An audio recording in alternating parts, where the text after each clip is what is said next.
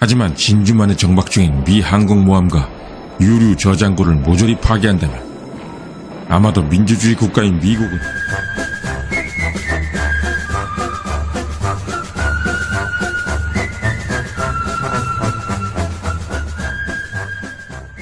시청자 여러분들의 열렬한 성원 부탁드리겠습니다. 우리 모두가 잘 알고 있는 일본의 진주만 기습. 대체 왜 일본은 진주만을 공격했을까? 대부분 사람들은 아마도 이렇게 생각할 것입니다.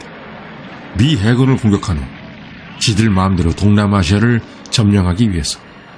하지만 이것은 그냥 인터넷 검색 결과에 나올 법한 일반적 답변일 뿐입니다.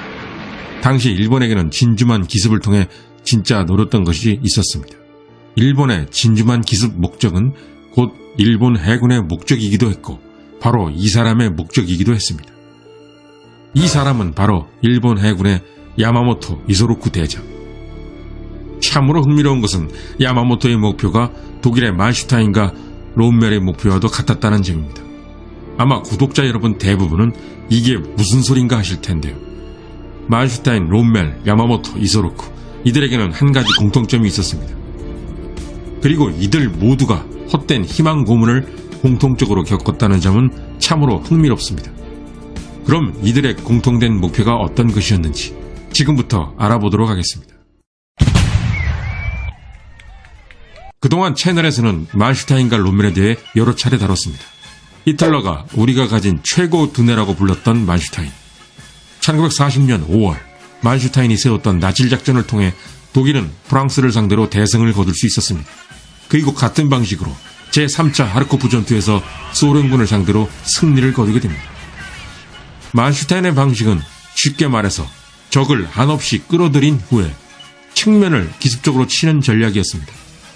독일군의 주력 공세가 비집단군이라고 믿었던 영푸연합군은 주력을 이곳 벨기에 쪽에 두었기에 오히려 진짜 주적인 독일 A집단군의 포위망 안으로 깊이 들어간 꼴이 되었고, 소련군 또한 후퇴하는 독일군이 이제 끝났다고 생각해 신나게 추격을 계속하는 바람에 진격하면 할수록 만슈타인이 쳐놓은 그물 속으로 더 깊이 들어오게 됩니다.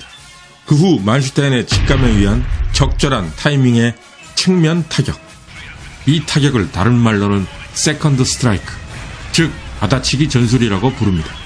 이것이 만슈타인 승리의 공식이었습니다.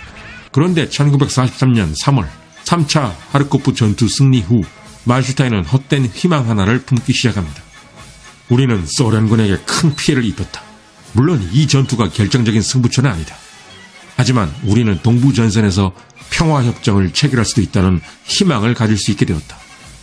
이제 1943년 여름에 결정적인 공세를 반드시 벌여야 할 필요성이 생겼다.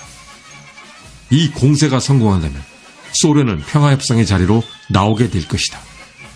만슈타인이 말한 여름의 결정적인 공세, 바로 1943년 7월에 있을 쿠르스크 공세를 두고 한 말이었습니다. 때문에 만슈타인은 3차 하르코프 전투 승리 후 히틀러에게 계속 공격을 이어나갈 것을 주장하게 됩니다. 따라서 독일 장성 중 쿠르스크 공세에 가장 적극적으로 나선 장성은 바로 만슈타인이었고, 만슈타인은 한 번만 더 대규모로 소련군을 격파한다면 평화협정을 할 수 있을 거라는 의욕으로 가득 차 있었습니다. 그러나 이것은 만슈타인의 헛된 희망이었을 뿐. 이것이 헛된 희망이었던 이유는 이렇습니다. 대부분 전쟁 역사가들은 쿠르스크 공세에서 독일이 승리했다고 해도 그 국경선 상태에서 스탈린은 절대로 항복하지 않았을 거라는 데 동의합니다. 방법은 딱 하나. 히틀러가 깨끗하게 양보를 한다면 스탈린은 평화협상에 나올 확률이 있었습니다. 이와 관련된 역사적 팩트 하나를 말씀드리겠습니다. 1943년 3월 3차 하르코프 전투에서 독일이 커다란 승리를 거두자 소련 내부에서는 만약 독일이 1941년 6월 22일 바르바로사 작전 이전의 국경선으로 다시 백한다면 평화협상을 할 수도 있다는 이야기가 실제로 나왔습니다. 하지만 쿠르스크 전투의 승리와 관계없이 히틀러가 점령한 영토를 내놓고 알아서 물러날 확률은 제로였습니다. 때문에 평화협정의 가장 큰 걸림돌은 바로 히틀러였습니다. 결과적으로 만슈타인은 히틀러를 몰라도 너무 몰랐기에 헛된 희망을 품었던 것이었습니다. 그리고 에르빈 롬멜. 1943년 11월 롬멜은 서부전선을 방해하는 핵심인 비집단군 사령관으로 임명됩니다. 하지만 롬멜은 이미 1942년 11월 엘 알라메인 전투 당시에 히틀러의 실체를 목격한 바 있었습니다. 엘 알라메인 전투 당시 롬멜이 절망적인 후퇴 요청을 히틀러에게 보내자 승리하거나 아니면 모두 죽거나 둘 중 하나만을 택하라. 이것이 히틀러의 전문 답장 내용이었습니다. 이를 본 롬멜은 엄청난 충격을 받게 됩니다. 그토록 히틀러에게 충성을 다했건만 히틀러는 롬멜도 롬멜의 부하들도 아끼는 마음이 전혀 없다는 것을 알게 된 것입니다. 그럼에도 불구하고 롬멜은 B집단군 사령관이 되자마자 연합군 상륙을 막기 위해 정말 미친 듯이 동분서주를 하게 됩니다. 구독자 여러분이 노르망디 상륙작전을 배경으로 한 영화나 게임 등을 본다면 상륙 당시 연합군 상륙정이 해안 가까이까지 오지 않고 생뚱맞게 바다 가운데 병사들을 내려놓고 연합군 병사들은 기관총 세례와 포격을 무릅쓰고 해안까지 달려가는 모습을 자주 보셨을 것입니다. 사실 이 모든 것은 롬멜 때문이었습니다.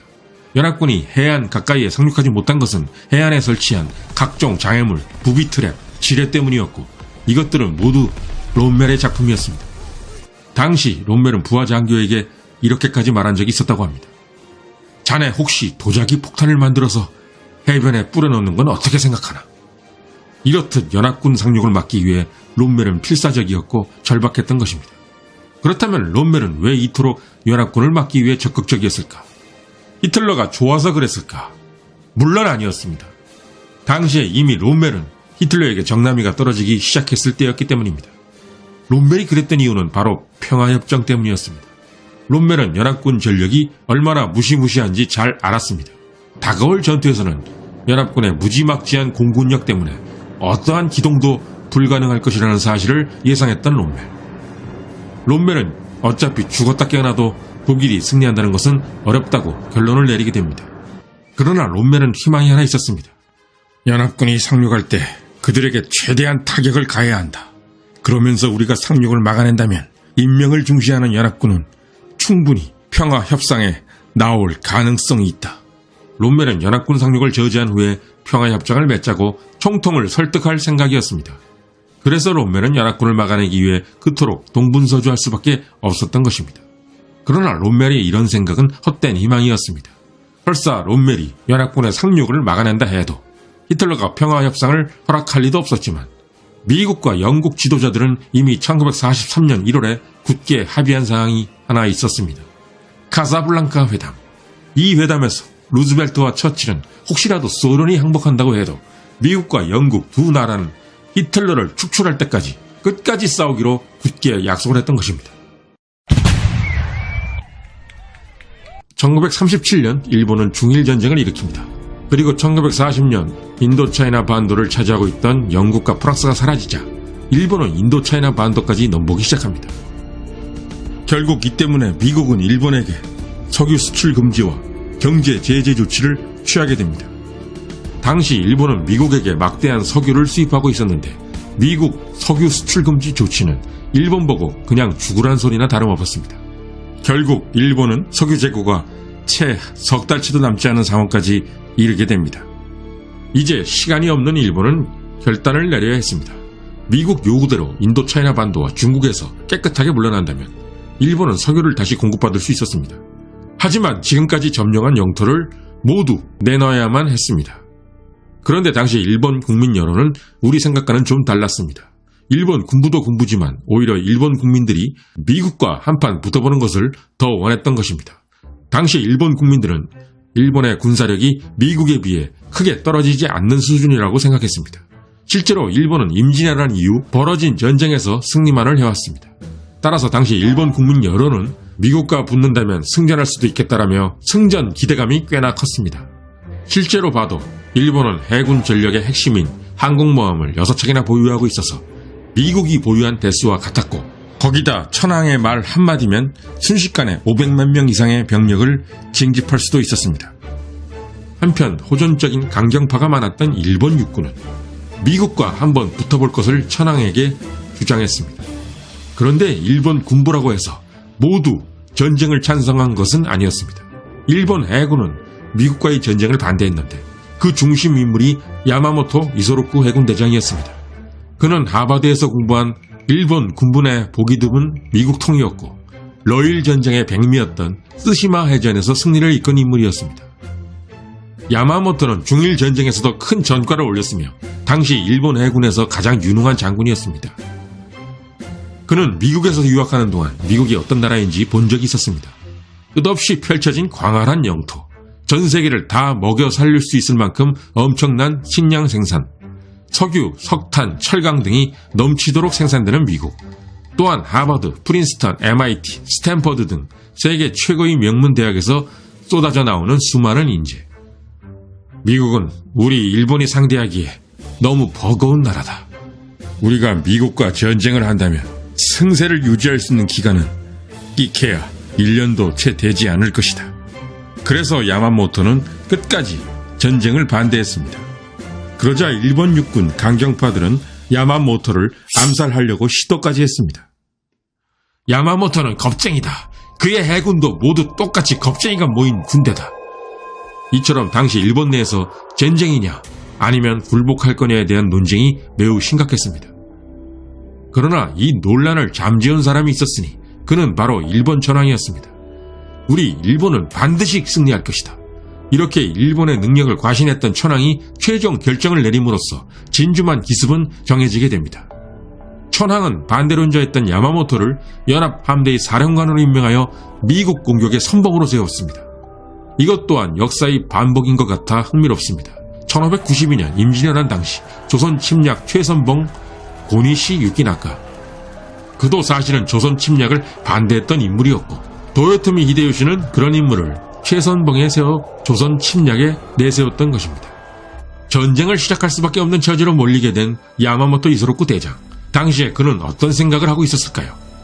참으로 흥미로운 것은 야마모토가 만슈타인이나 롬메가 똑같은 생각을 했다는 점입니다. 우리는 아마도 미국을 이길 수는 없을 것이다.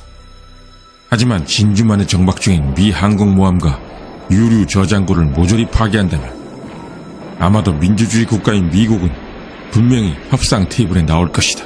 야마모토가 전쟁의 선봉으로 순순히 나선 것은 바로 이것을 하기 위해서였습니다. 미국 본토와 우리 일본은 멀리 떨어져 있다. 진주만에 몰려있는 미 해군에게 막대한 타격을 가할 수 있다면 우리는 협상 테이블에서 미국에게 큰 소리를 뻥뻥 치며 유리한 협상을 할 수 있을 것이다. 마침내 1941년 11월 26일 야마모토는 6척의 항공모함에 함재기 441대를 싣고 전함 2척, 순양함 4척, 구축함 9척, 잠수함 5척의 호위를 받으며 진주만을 향해 출발했습니다. 그리고 12월 7일 일본 시간 12월 8일 300대가 넘는 전투기와 폭격기가 일제히 일본 항공모함을 이륙해 진주만을 공습했습니다. 마침 일요일이라서 미군들 대다수는 숙소에서 잠을 자거나 밥을 먹거나 쉬고 있던 상황. 또한 일본이 선전포고를 하지 않았기에 미국은 일본의 공격을 전혀 예상하지 못하고 있었습니다. 진주만에서 미군의 피해는 전함 4척, 순양함 3척, 구축함 3척, 전투기 188대가 파괴되었고 일본의 피해는 전투기 29대뿐. 항공모함으로 돌아온 일본 조종사들은 서로 얼싸안고 환호하며 난리였습니다. 그러나 야마모토는 표정이 잔뜩 굳어 있었습니다. 당시 진주만에는 미국 항공모함이 한 척도 없었고 일본은 미 항공모함을 건들지도 못했던 것입니다. 진주만에 있어야 할 미 항공모함 2척은 훈련을 나갔고 한 척은 수리하느라 미국 본토에 있었기 때문이었습니다. 또한 일본 조종사들은 너무 성급했고 승리에 들뜬 나머지 유류 저장고를 건들지도 않았습니다. 당시 진주만 유류 저장고에는 무려 500만 배럴 이상의 휘발유가 저장되어 있었기에 이것이 파괴되었다면 하와이 전체가 날아갈 수 있었습니다. 그리고 미 해군 전체는 아마 당분간 움직이지도 못했을 것입니다. 때문에 야마모토는 이렇게 어설픈 승리로는 미국이 협상장으로 나오지 않을 거라는 것을 직감하게 됩니다. 더구나 이때 일본 정부가 저지른 대실수. 이것은 야마모토의 희망을 확실하게 끝장냈습니다. 야마모토는 출정하기 전에 일본 정부에 요청을 하나 하고 출정했습니다. 미국 정부에 미리 선전포고를 꼭 해야 합니다. 잠자는 사람을 베는 것은 사무라이의 도리가 아닙니다. 아무리 전쟁이지만 지켜야 할 도리가 있는 것입니다. 그러나 일본 정부는 진주만 공습이 이미 시작되고 1시간이 지나서야 선전포고를 미국에게 하게 됩니다. 결국 일본은 선전포고를 안 한 것이나 다름없었고 이것은 미국의 적개심을 최악으로 몰고 갔습니다. 결국 압도적인 승리를 거두지도 못했고 미국의 적개심만 최고로 불러일으켰던 진주만 기습은 야마모토의 희망이 아니라 절망이 되어버렸던 전투였습니다. 사실 야마모토의 뜻대로 되었다면 그의 희망이 이뤄질 가능성도 없지는 않았습니다.